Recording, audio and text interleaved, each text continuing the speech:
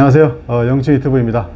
자, 저번 시간에 제가 말씀드렸지만 이 형벌의 종류는 총 9가지가 있습니다. 극형인 사형이 있고 그 밑으로 징역, 금고, 그리고 자격상실, 자격정지, 그리고 그 밑으로 벌금, 구류, 과료, 몰수가 그것입니다. 그 9가지 형벌 중에서 이 3분의 1 정도가 벌금형을 선고받고 있다고 합니다. 즉 형사재판을 받는 그 형사 피고인 3명 중에 1명꼴로 벌금형을 선고받고 있는 것입니다. 자, 특히 요즘 정식 형사재판으로 벌금형과 과료형을 받은 경우와 약식명령으로 벌금형을 받은 사람을 합하면 1년 동안 약 100만 명 정도가 된다고 합니다. 자, 벌금형을 선고받는 분들이 생각이 이로 많이 있는 것이죠.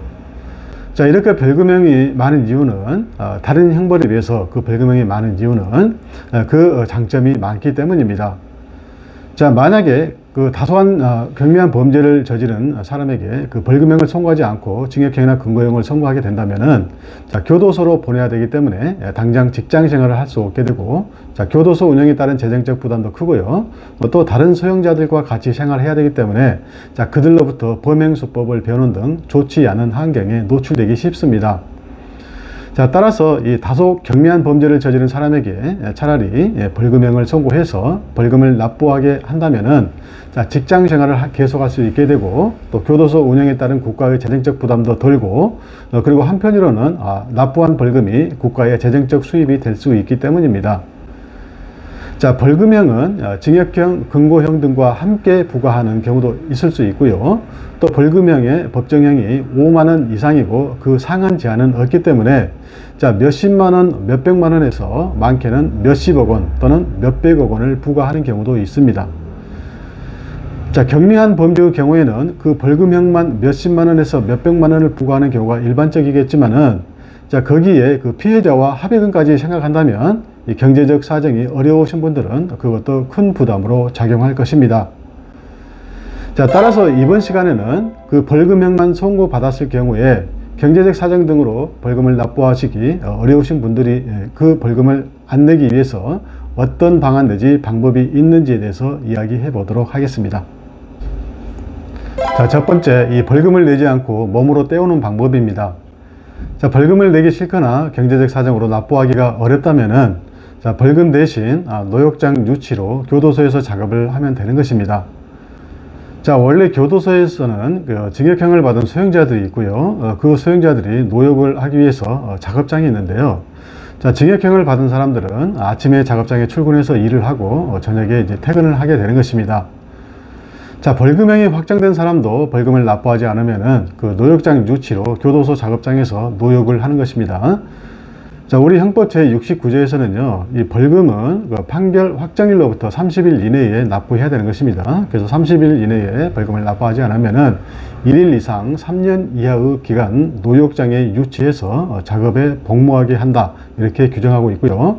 자, 우리 형법 제70조에서는 이 노역장 유치라는 제목 하에 이 벌금을 선고할 때에는 이를 납부하지 않는 경우에 그 노역장 유치 기간을 정해서 동시에 선고하여야 한다. 이렇게 규정하고 있습니다. 자, 따라서 예컨대 이 벌금 200만 원을 선고한 법원의 판결문을 보게 되면은 자, 그 피고인을 벌금 200만 원에 처한다. 자, 피고인이 위 벌금을 내지 않는 경우에는 10만 원을 1일로 환산한 기간 피고인을 노역장에 유치한다. 이렇게 되어 있습니다. 자, 따라서 그 판결이 확정된 날로부터 30일 내에 벌금 200만 원을 납부하지 않으면은 일당 10만 원씩 계산해서, 즉 환산해서 20일 동안 교도소 노역장, 즉 작업장에 가서 노역, 즉 일을 해야 되는 것입니다. 자, 그리고 이 벌금형을 일당으로 환산해서 노역장에 유치하는 것을 환형 유치라고 하는데요. 자, 일당을 환산하는 것은 그 사람의 경제적 능력 등에 따라 사람마다 다르기 때문에요. 요즘은 일반적으로 일당 10만 원씩 계산해 줍니다. 물론 이제 재벌이나 돈 많은 사람들이 수십억 내지 수백억 원의 벌금형을 선고받고 그 경제적 능력이 그 사람들은 좋기 때문에 일당 몇억 원의 노역장 환영 유치로 교도소에서 황제 노역을 하고, 자, 그렇게 많은 벌금을 탕감받는 부당한 경우가 있다는 것은 전번 시간에 제가 이미 말씀드렸기 때문에 더 이상 자세한 언급은 하지 않겠습니다. 자, 아무튼 노역장 유치는 실제로 이 교도소 징역 사례와 별다를 게 없습니다. 자, 어떤 바보가 벌금 200만 원 때문에 20일간 교도소에서 징역살이를 하냐고 따지는 분도 계시겠지만요. 자, 실제로 이 벌금을 낼 돈이 없어서 이 노역장으로 가는 사람들이 1년에 3 내지 4만 명 정도가 된다고 합니다. 그만큼 경제적인 여유가 없는 사회 취약계층에 있는 분들이 많다는 것인데요. 자, 노역장 유치를 하더라도 이 환경이 좋지 않는 교도소보다는 교도소 밖에 있는 독립적인 노역장에서 노역을 할 수 있게 하자고 주장하는 분들이 있는데, 자, 그렇게 하기 위해서는 여러 가지 어려움이 있겠지만요. 제 생각에도 일리가 있는 주장이라고 생각합니다. 자, 두 번째 방법은 이 벌금형의 집행유예를 받는 것입니다. 자, 원래 집행유예라는 것은 이 징역형, 금고형 등 형벌을 선고하되 일정 기간 그 형의 집행을 유예시켜주고, 즉 교도소에 수감하는 것을 일단 보류시켜주고, 그 집행유예 기간 동안에 다시 징역형이나 금고형 등에 해당하는 범죄를 저지르지 않고 무사히 넘기게 되면 그 집행을 유예했던 그 징역형이나 금고형의 선고가 없었던 것으로 해주는 제도입니다. 자, 그런데 이 징역형이나 금고형은 벌금형보다 중한 형벌입니다. 자, 그럼에도 불구하고 예전에는 3년 이하 징역형이나 금고형에는 집행유예가 인정되었지만 그것보다 더 가벼운 벌금형은 집행유예가 인정되지 않았었습니다. 자, 중대한 범죄를 저지르고 징역형 내지 금고형의 그 선고 대상이 되는 재벌들이나 돈 있는 사람들은 그 휠체어를 타고 나타나서 꾀병을 부리고 또 유능한 변호사를 선임해서 천편일률적으로 하나같이 3년 이하의 징역형을 선고받고 3년 이하 징역형 선고받아야 이제 집행유예를 받을 수 있겠죠. 그래서 3년 이하 징역형을 선고받고 집행유예까지 받아서 버젓이 출소하는 진풍경이 벌어지곤 했었습니다.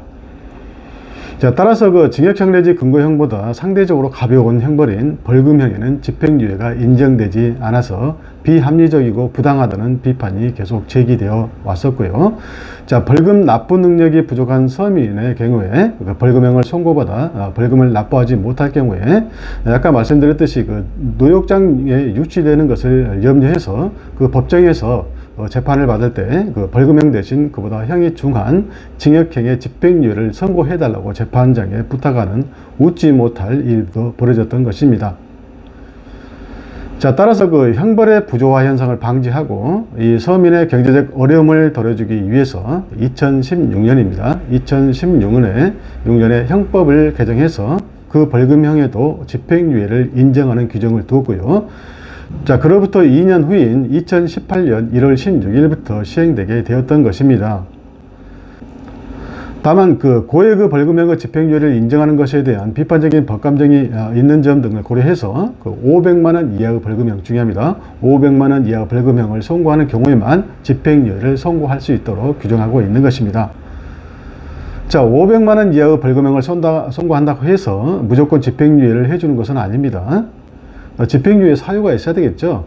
자, 벌금형의 집행유예를 받기 위해서는 중범죄가 아닌 경미한 범죄로서 500만 원 이하의 벌금형에 해당하고 진실된 뉘우침과 피해자와 합의가 있어야 하는 등 정상 참작 사유가 있어야 할 것입니다. 자, 세 번째 방법은 벌금 납부 대체 수단으로 사회봉사 명령을 받는 것입니다.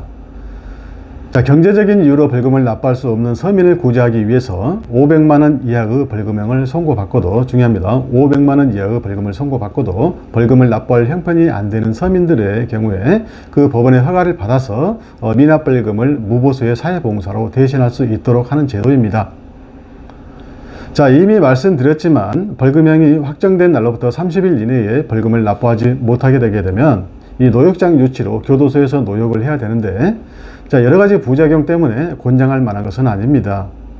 자, 따라서 차라리 그 벌금을 납부할 수 없다면은 이 교도소 밖에서 사회봉사를 하는 것이 훨씬 좋습니다.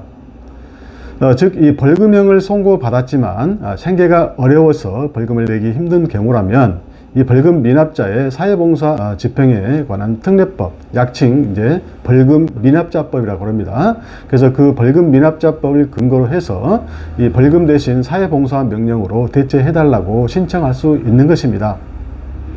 즉, 이 500만 원 이하의 벌금형이 확정된 벌금 미납자는 이 검사의 납부 명령일로부터 30일 이내에 주거지를 관할하는 지방검찰청 내지는 그 지청에 이 사회봉사를 신청할 수 있습니다.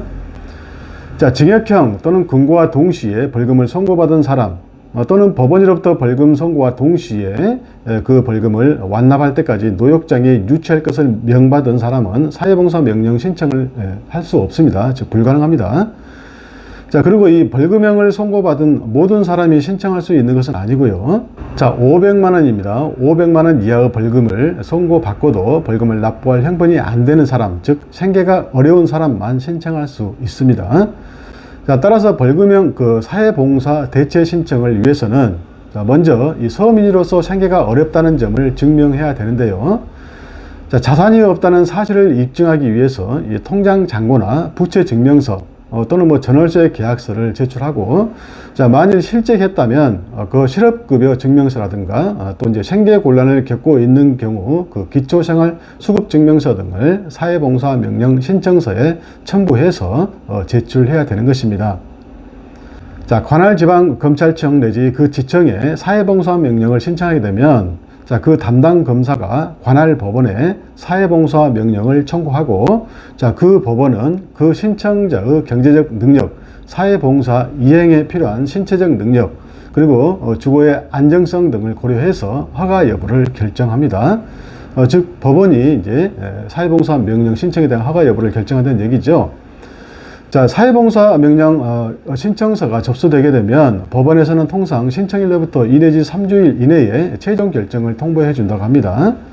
자, 그리고 이제 법원으로부터 사회봉사 허가를 받은 사람은 10일 이내에 그 주소지를 관할하는 보호관찰소에 주거, 직업 등을 신고해야 되고요.